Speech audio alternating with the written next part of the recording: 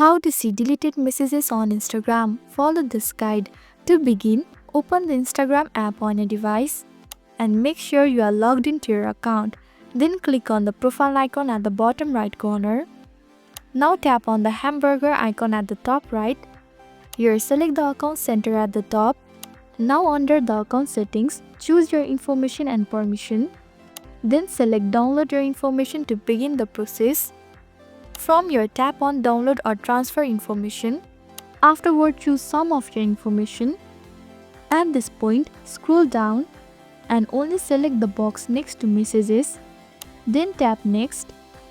Then select download to device as your preferred method.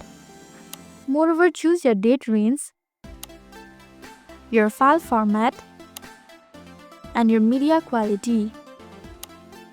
Once everything is set, hit create file to submit your download request. Once the file has been created, hit download and enter your password to verify your identity. Once again, hit download to confirm your action. Finally, your file will be saved to your device. You can open the file and view all your deleted messages. Now you know how to see deleted messages on Instagram.